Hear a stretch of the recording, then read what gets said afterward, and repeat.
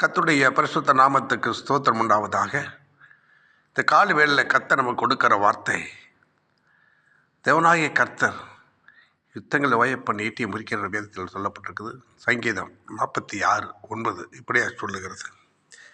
அவர் பூமியின் கடைமுனை மட்டும் யுத்தங்களை ஓய பண்ணுகிறார், வில்லை ஒடித்து ஈட்டியை முறிக்கிறார், ரதங்களை நெருப்பினால் சுட்டரிக்கிறார். நீங்கள் அமர்ந்திருந்து நானே தேவன் என்று அறியுங்கள், ஜாதிகளுக்குள் உயர்ந்திருப்பேன், பூமியிலே உயர்ந்திருப்பேன் என்று சொல்லி கர்த்தர் சொல்லியிருக்கிறார். இந்த காலை வேளையில் நமக்கு யுத்தம் பண்ண ஒருவர் இருக்கிறார். சேனாதிபதி, சேனைகளின் கர்த்தர், சேனாதிபதி நம்முடைய ஆண்டவர். அவரை நாம் சார்ந்திருப்போம், ஒரு செட்டைகளுக்குள்ளே இருப்போம். கர்த்தர் நமக்காக யாவையும் செய்து முடிப்பார். கர்த்தர் நம்முடைய யுத்த சேனை தலைவராக இருக்கிறார்.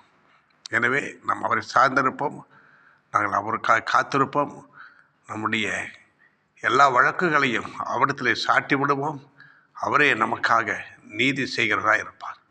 கர்த்தர் இந்த வசனங்களை கொண்டு நம்மை ஆஸ்வதிப்பார். ஜெபியுங்கள், கர்த்தரை அண்டிக் கொள்ளுங்கள். அவர் நம்முடைய அடைக்கலமாக இருக்கிறார். God bless you. Thank you. Share பண்ணுங்கள், சப்ஸ்கிரைப் பண்ணுங்கள். எஸ்.